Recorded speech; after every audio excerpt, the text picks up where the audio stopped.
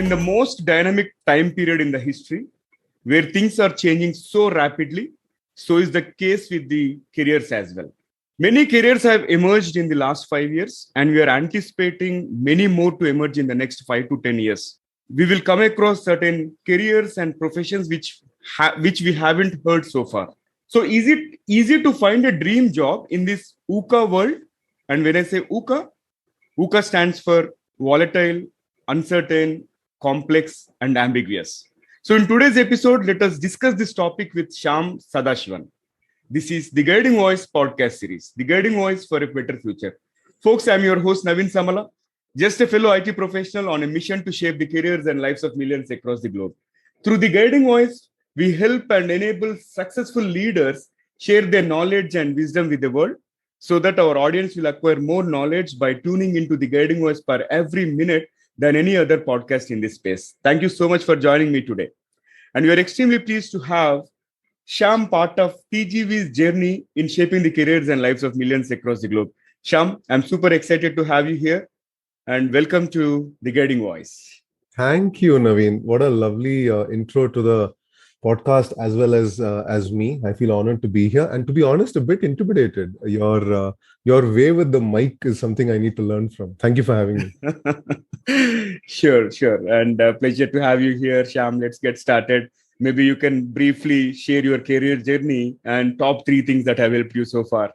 So, thank you for the opportunity to speak about my career. I'm a career coach and educator, also an author and a speaker right now.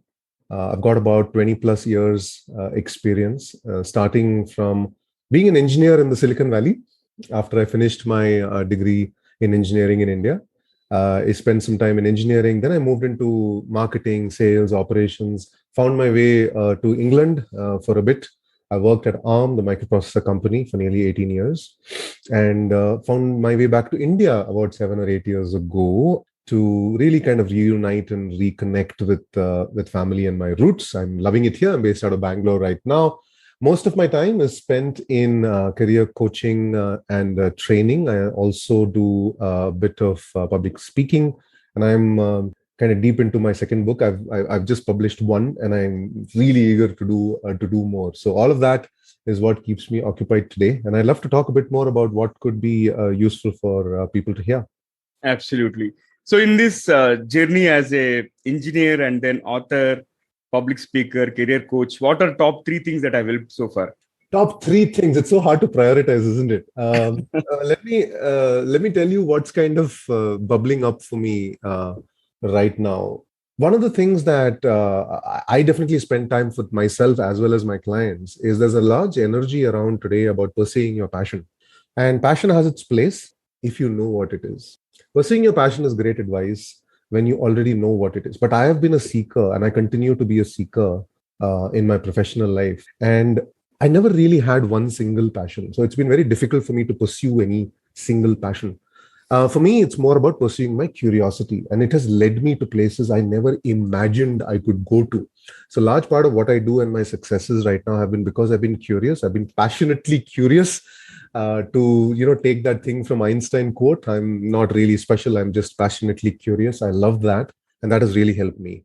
Second, I'm taking the opportunity today. I actually announced that I just received my ICF professional coaching certificate just today, and I wrote about it today. And a large part of what I shared on LinkedIn today in my article is the second thing I want to talk about, which is a support network.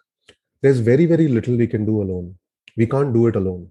If it's something worth doing, for me, large, big, hairy, audacious goals, it has largely been first setting up my foundations in terms of skills, as well as my support system, my friends, my family, my coaches, my mentors. So that's my kind of second bit. And third is largely about just doing stuff, right? Like I had a go at a podcast about a year and a half ago. Just did an experiment. That's why I have this mic, for example. And I did about 7-8 interviews. And after that, it died down. I want to resurrect it. But my whole point was, let's go and do something. That's how I, jumped to writing a book as well, because I was overthinking it. So even now, when I coach my clients, it's about stopping overthinking and starting doing, taking one step forward, not thinking all the way to the end, because life's very unpredictable. Shyam, you mentioned you pursued curiosity rather than passion, and you had multiple passions, Yes. right? And I've gone through a couple of your articles, and you said following passion is not the right thing to do. Why is it so?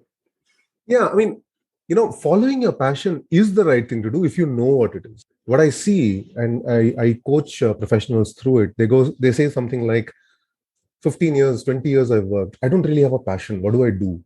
So there's almost this pressure on you that you have to find one. But it's okay not to find one, isn't it? Maybe you're passionate about many things quite kind of broadly, which is the case with me, for example. I don't have one passion that drives me every day. Every day I almost want to do something different. So in a way, variety is my passion, you could say, maybe. So if you do have a passion, like you come across to me, Naveen, as having a passion for sharing and podcasting and communicate, you should follow it because you Yeah. already know what it is. So if you don't know what your passion is, I think going into a rat hole trying to find a passion is not really very productive or constructive. So if you feel you have one, great, go for it. If you don't, follow curiosity instead. Be curious, try to learn, try to watch others doing some interesting things. Just last weekend, I was in Bandipur doing a permaculture workshop. Like, I know nothing about farming. I wanted to learn. And some of my friends, this is why support network is so important, push me to say, I am really interested in this. Would you want to come? I'm like, okay, how long? In a couple of days. Okay, great. Worked with the family. I'm going away for a couple of days. It wasn't that big a deal. I was like, let's go and see it. And my head is exploding with ideas now. So once you become curious, I think chasing curiosity in today's world is a pretty good formula. Yeah, enlightening. And Shyam, now let's talk about setting the smarter goals. Mhm. I think you help your clients in setting the smarter goals and all, right? So, what are your tips? Setting goals, right? I mean, setting goals is such a fascinating thing because, some people say it's about the journey, not the destination. Some people say, unless you know the destination, you don't know where you're going. So there's always these schools of thought where should I set a goal? Should I not set a goal? Should I just enjoy my journey? Should I just kind of keep going? I think goal setting is very important if you feel the need for a goal. If you're happy already, there's nothing to do. If you want to get somewhere, just be clear about what you want to get. You may not get it, you may not get there, but at least you know which direction your ship is pointed. Like that old saying, if you don't know where you're going, you'll definitely get there. So have an idea, at least point in the right direction. You're going to want to go that way. At least you point in the right direction and take one or two steps towards it. I say smarter goals because smart goals is quite used by a lot of us: specific, measurable, actionable, relevant, time bound. Smart goals is kind of into the corporate way of thinking. What does not happen is the little bit that you can add to smart to make it smarter. E and R. E is to evaluate the goals because goals are not a single point in time. You don't have to sit with them. You can change them. Maybe you're doing even better. So you go, further. Maybe you're not doing that well enough. Maybe there's a problem. So you pull it back, evaluate them. And the last one is really to then readjust them as well. Maybe you are actually chosen the wrong direction. Maybe you have to change a track and go somewhere else, right? That's happened to me as well many times in my career. And I see people doing that. You should not fall into the trap of continuing to stay on a path that is not working. Yeah, we have a tendency to put good money after bad just because we want to, stick to that decision we made for whatever reason. So smarter goals, evaluate, readjust, keep things alive. A goal is not written in blood and can't be changed. It should be changed. Yeah, I can relate to it. It's all about evolution of goals and Mhm. adjusting to the timings and all. And it happens in certain organizations as well, like wherein they don't just ask employees to be rigid with them and evaluate from time to time and Mm. adjust them. Yeah, it makes absolute sense. Mm. Thanks for sharing that, Sam. And yeah, in the earlier answer, you also mentioned about your client. You advise your clients not to overthink, right? So, what are your tips for stop thinking and start doing? I'll take this very podcast as an example, right? Because I could have sat for like 6 hours and thinking about it and said, Naveen, I'm not ready or whatever. You should not feel ready for anything, Naveen. I think no one should ever feel ready for anything. If you are feeling ready, you can actually go for more.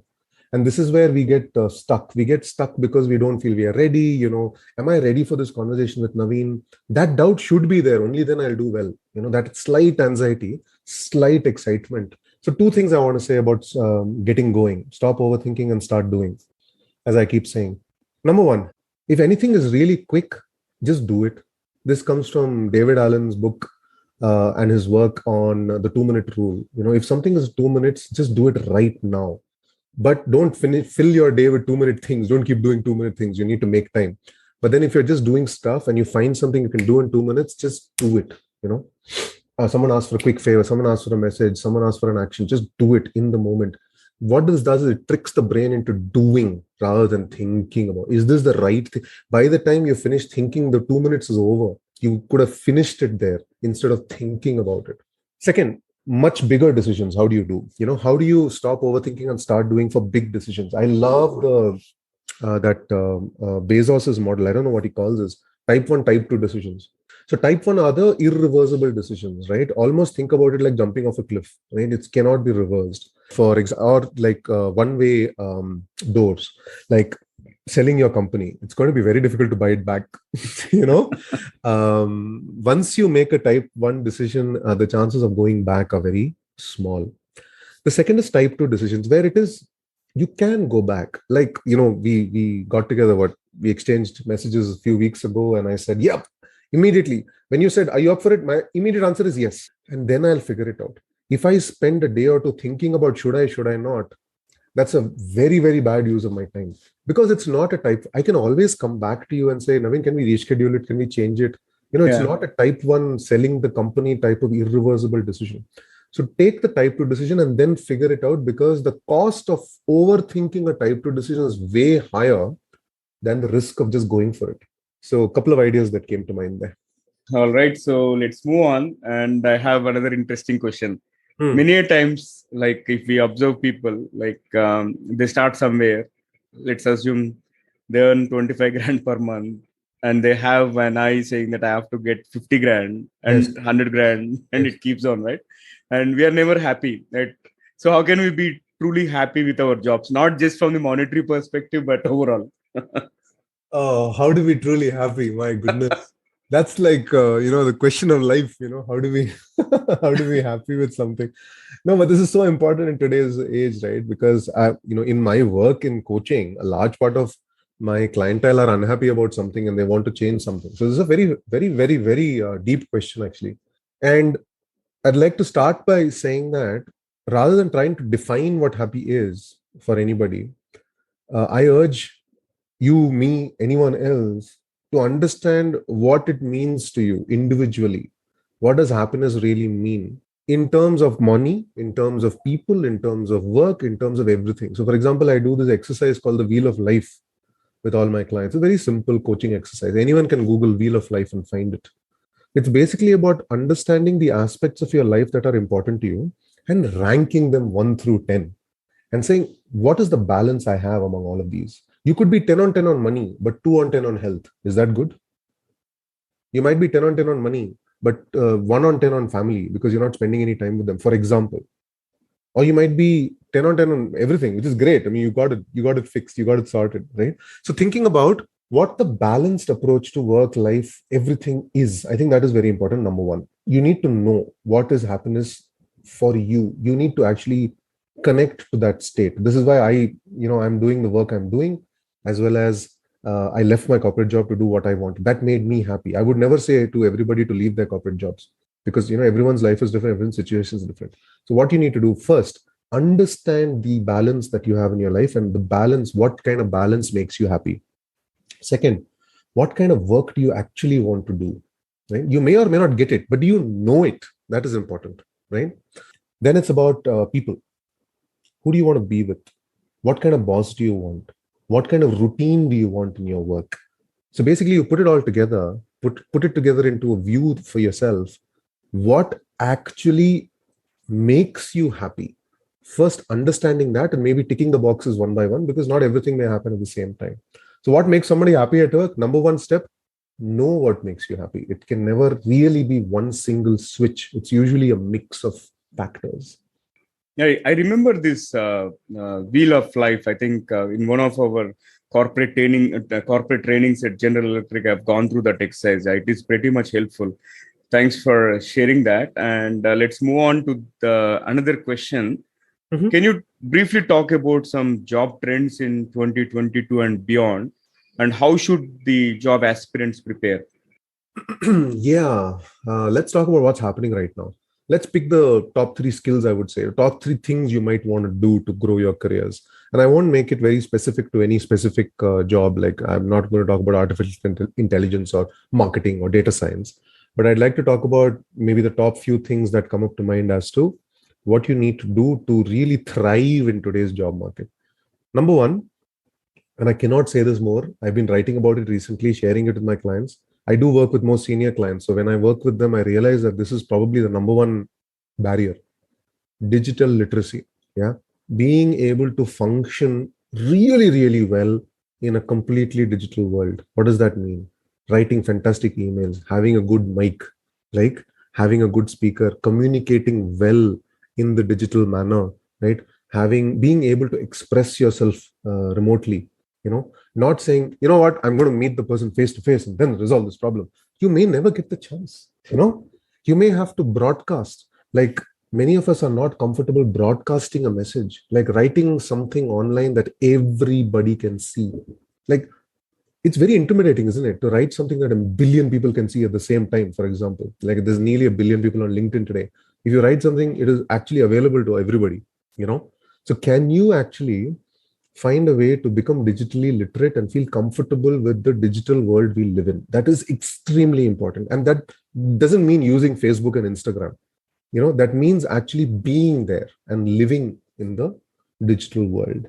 Second, and I think this is probably the most misunderstood and abused word, which is the branding, the personal branding aspect. And I do not want to say, you become, like a well-known commercial brand. That is not what I'm saying.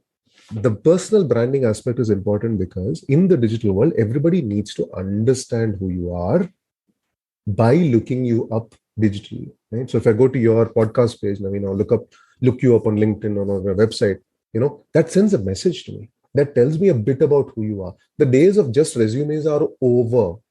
The days of just resumes are over. When I want to know about Naveen Samala, I go to Google and Google your name, don't I? Right?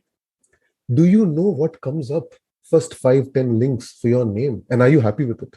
You can change. I mean, I found something very, very old and outdated somewhere. So I asked the person to take it out. It was just my friend. We had written a blog when we were in our first year of college or something. It was still there. And I'm like, this is no longer relevant for my digital footprint. Can we kind of take it down? And we just had a chat. Both were irrelevant. So we took it down, So that's my second thing. And the third thing is that old, saying plans are everything. Planning is nothing. Sorry, plans are nothing. Planning is everything. So that's the old saying from wartime. So even today, we spend a lot of time on the planning, but not enough on trying, on attempting, on experimenting. So if you don't know something, right, just try it rather than plan 6 months for it. So things like, would it be okay if I message that person? What would they think? I'm like, message and find out, no? What are you going to lose? This is not a type 1 decision. Remember Bezos' thing. Why are you worrying? You can always say, oh, okay, let's get on with it. What's going to happen? So, thinking about type 2 actions, thinking about more and more type 2 actions and getting on with it. That's my third tip. Wonderful. I loved all the three. In fact, pretty much relevant to anybody and everybody at every career stage. Simply superb. All right. So now talking about your career coaching experience, right? So what are some common trends that you have observed in your conversations with your clients, and what are mistakes that we can avoid for a long-term career growth? You said long-term career growth. So I'm going to focus on something very strategic and deep. Yeah, absolutely. Yeah. And this is the essence of my answer itself. And this is the problem also. The issue in today's kind of social media influencer driven world is that we are all looking for quick dopamine hits. We are all looking for hacks. Yeah. So one thing I make very clear in my practice, in my teaching, in my coaching is I don't have any hacks for you. If you want to do the work, let's talk. So I think the biggest mistake is I sometimes have done discovery calls with potential clients. Say, what do you need? And they say, tell me how to do this. And that I know is not going to be a very effective coaching engagement, because they're saying, tell me how to do XYZ, you know. And that's a mistake. You need to explore with your coach, with your mentor, what will work for you, instead of looking for answers all the time. Because everything we, whenever we say something, there's a Google it. You can't Google for deep questions, right? What do I do with my life? You can't Google it. You can only Google it and find what somebody else did with their life, you know. So I think the number one mistake that I at least help clients to avoid is to look for quick fixes and hacks, because any problem worth fixing is usually quite deep. So you need to go jump right into the problem and avoid the urge to just put a band-aid on it. Because it'll feel okay the next day. The day after, it's going to come back. It's not like, you can fix everything with a paracetamol or an aspirin tablet. You got to go deep. So that's my kind of saying, do not, please avoid the mistake of fixing things and with hacks, trying to go deep into the issue, really understand yourself, understand the challenge, and do something that will, potentially take time to fix. One of my heroes online is Naval Ravikant, and he talks about his physical trainer who tells him, hard choices, easy life, easy choices, hard life. I'll repeat, hard choices, easy life, easy choices, hard life. So let's take the hard choices. In fact, if eventually life will be easy for us, let's not pick all the easy choices. They'll probably give us a quick hit dopamine and make us feel happy in the moment. But in the long run, like you asked me for long-term impact, they don't work. So profound. Hard choices, easy life, and easy choices, hard life. So choices up to you.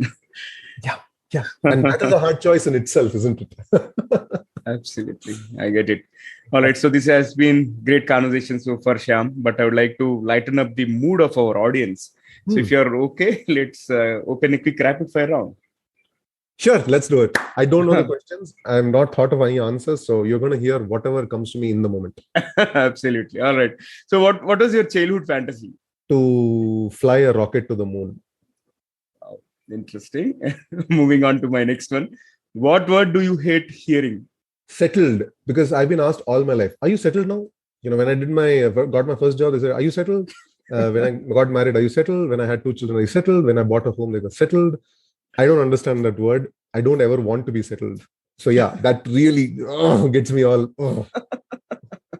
In fact, there is one song in Telugu, Next Enti. Okay, you can Google for it and all. I will. Say all about that. What next? What next? What next? Yeah. Moving on. What is one of your nicknames? Sonu. My parents call me Sonu. Good one. What item is worth spending more money on? Yourself.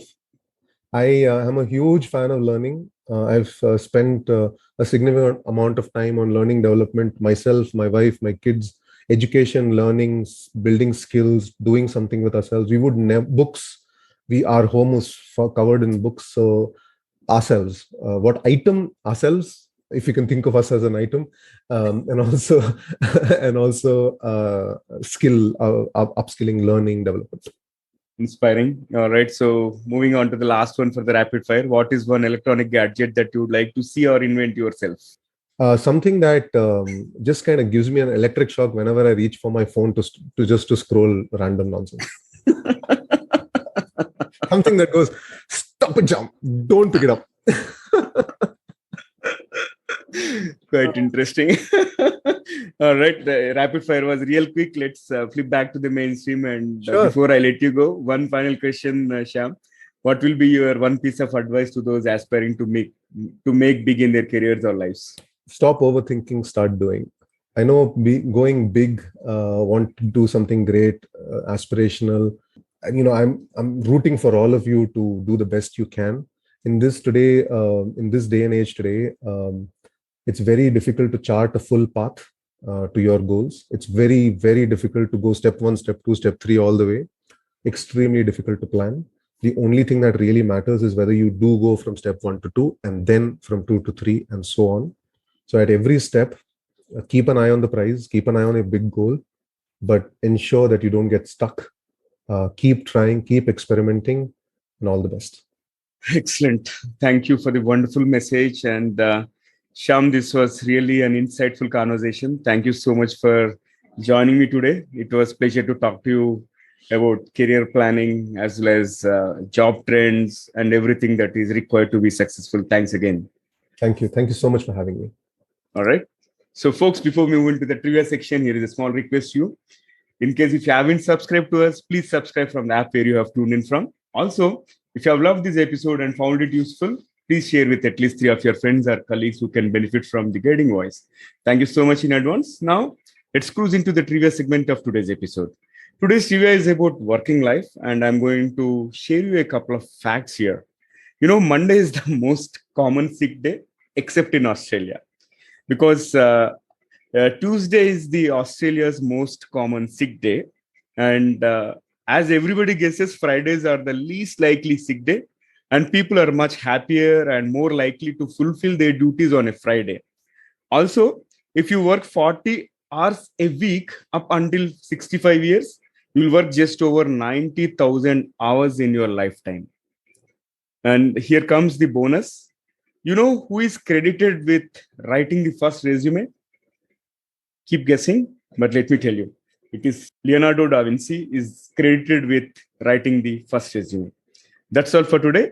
So, folks, in case if you have any topic suggestions or speaker recommendations, please reach out to me through social media or drop us a note at theguidingvoiceforyou@gmail.com. Thank you so much for joining me. I'm your host, Naveen Samala, just a fellow IT professional and a passionate learner on a mission to make a difference in the lives and careers of millions across the globe. Until next time, bye-bye.